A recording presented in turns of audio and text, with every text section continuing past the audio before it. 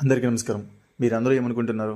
మీ ఇంట్లో AC cooling బాగా వస్తుంది. సో, దానికి ఎలాంటి సర్వీసింగ్ అవసరం లేదు అనుకుంటున్నారా?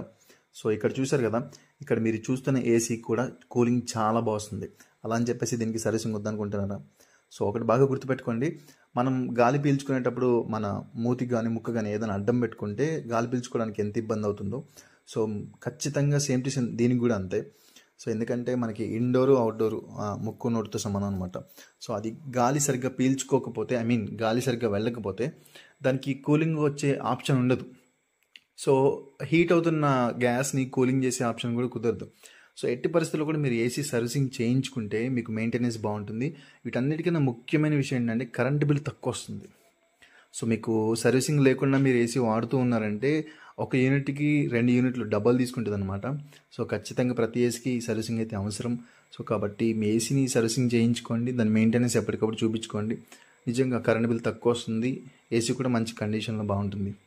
So, thank you so much. Please subscribe to our channel. కానీ గుర్తుపెట్టుకోండి, ఇక్కడ చూడండి, సర్వీసింగ్ ఉన్నదానికి లేని దానికి డిఫరెన్స్ కూడా మీరు చెక్ చేసుకోండి. ఇటు నుంచి అవతలకి గ్రిల్ కూడా కనిపిస్తుంది. సో, అక్కడైతే ఇలా ఉంది. సో, మీ ఏసీ కండిషన్ ఏంటో కూడా చూసుకొని ఖచ్చితంగా సంవత్సరానికి ఒక్కసారి అయితే సర్వీసింగ్ మాత్రం పక్కా చేయించుకోవాలి. Thank you.